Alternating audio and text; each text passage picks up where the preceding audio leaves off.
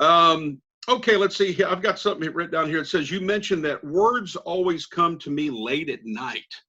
You're a great writer, but evidently the writing bug hit you mostly at night. And I also noticed it hit you a lot in December.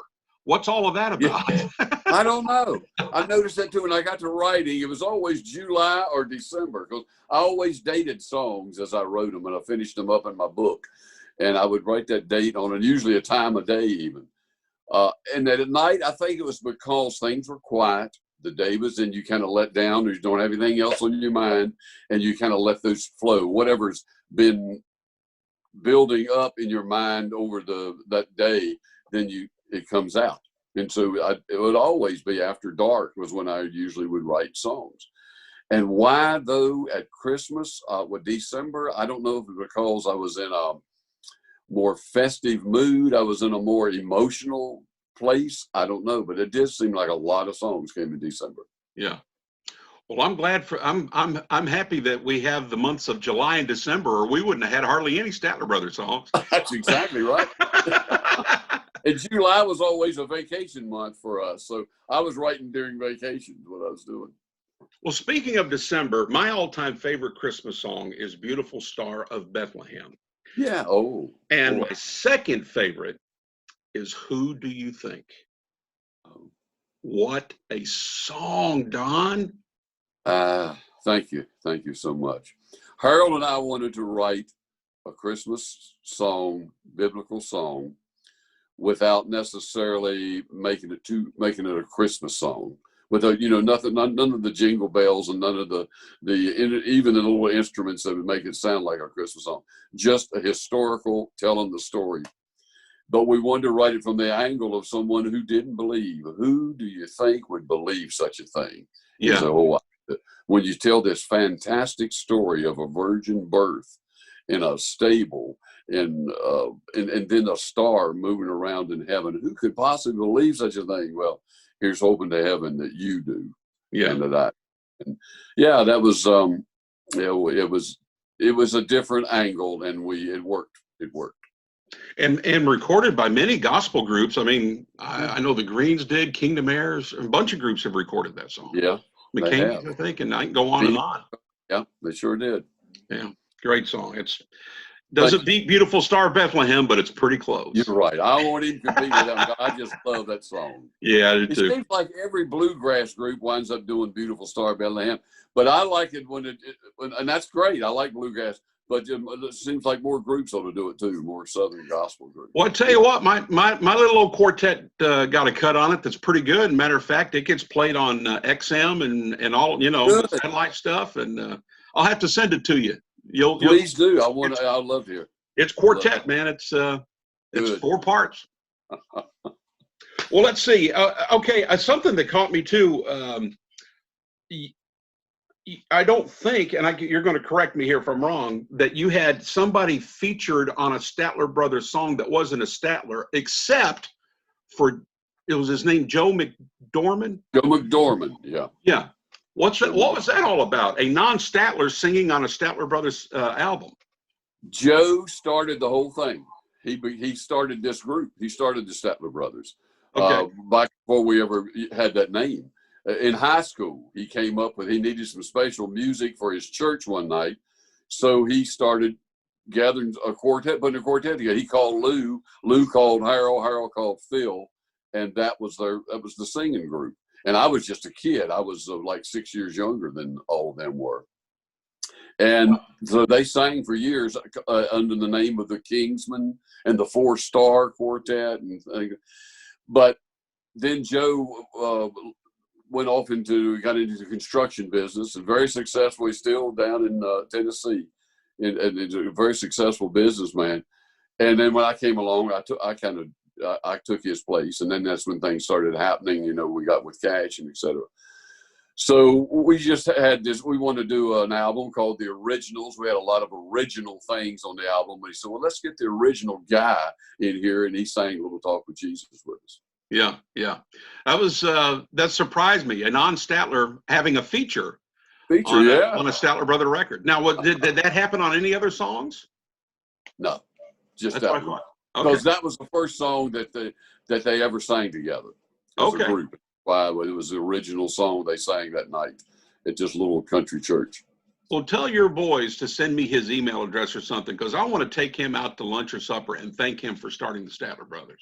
I'll tell him. I will. I'm in touch with Joe quite often, so yeah, I'll tell him. He would love that. He's a big gospel fan. And he's from Gallatin, Tennessee, right? I think where he's living now. Yeah. Okay. Yeah, He's from up here where we are. Yeah. I live 30 minutes from there, and I'm in Gallatin recording studios every week, so I could easily right? take We'll put you all in touch. Yeah, All right. Okay, you mentioned the Star Spangled Banner. You've sung at all the major league and football and baseball and all of the stadiums, and of course you did Americana so well, and it was sung throughout your entire career. And this is going to be a bit of a political question, so if you don't want to answer it, we'll go on to the next one. I don't want to get bogged down in politics, but I read that and I thought, boy, the Star Spangled Banner, and I've heard you all do it in person. I've heard it on the recordings. I got to thinking, I wonder if they would even allow you to do that in sports today. What's your take on what's going on with the flag and the Star Spangled Banner, especially in sports today? Yeah. In our time, we were able to be patriotic without being political. Yeah. And I wish that were true today. I'm not sure that it's even possible for people to do that. Very true. But there is a difference in those two words and the meaning of what that's all about. And I wish people would continue or get back to recognizing there is patriotism and then there is politics. Yes. And they don't necessarily always have to bump heads. That's true. Well said. Well said. Well said. I'm glad I asked. That's a good answer. Let's talk about how you all chose your songs to record. I loved it. It was so simple. I mean, it was as simple could get. Tell the folks how you all chose your songs for each album.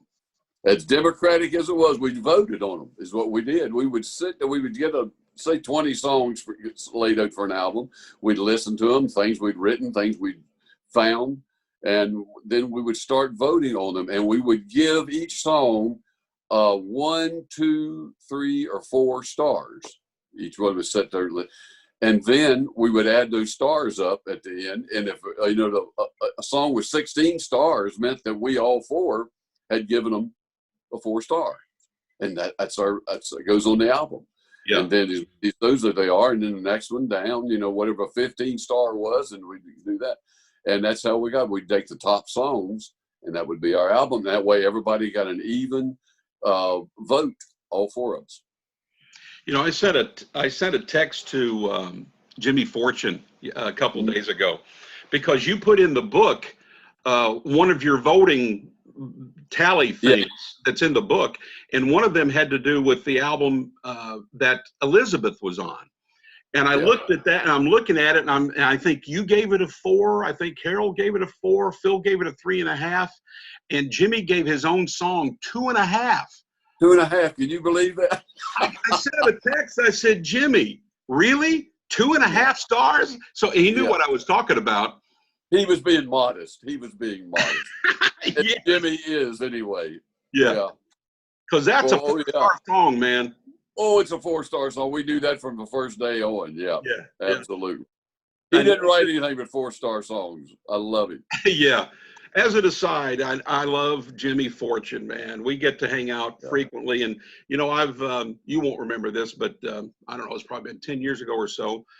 You were playing piano. I was playing piano with him. Yeah. With Jimmy, I do remember that when you were here in Stanton. Yeah. Exactly. And he's just man, he's a prince of a guy. Prince. Yeah, he is that. Yeah. On top of being uber talented, man. Good night. Yeah. Man, he's the best. You don't get any better than that. Yeah. When he opens his mouth, it's all honesty with him. Yeah. Well, talk to us about another guy in your career that was, I don't know, probably the top rung of the ladder, Jerry Kennedy.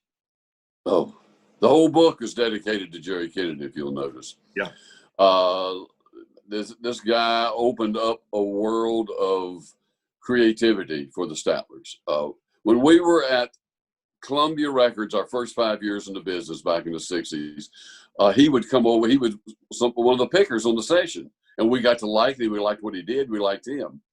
And when it came time for us to move on from Columbia, we said we need to look this guy up because he was head of Mercury. And so we just walked across the street and said, Jerry, you got any place for us over here? And he said, yeah, but you're going to have to do your own music because I don't have time to look for songs. And we said, hey, that's what we want. We got 3 writers in the group. We'll take care of the songs.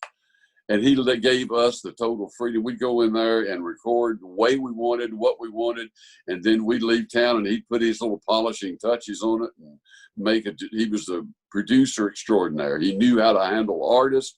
He knew what to get from them. I mean, here was a guy, he was doing Roger at the time, Roger Miller and Tom T. Hall and Jerry Lee Lewis and the Statlers. And he knew how to get the best out of people by letting them be themselves. I can't say enough about Jerry. He's still a wonderful friend. We talk on the phone all the time. Yeah, yeah.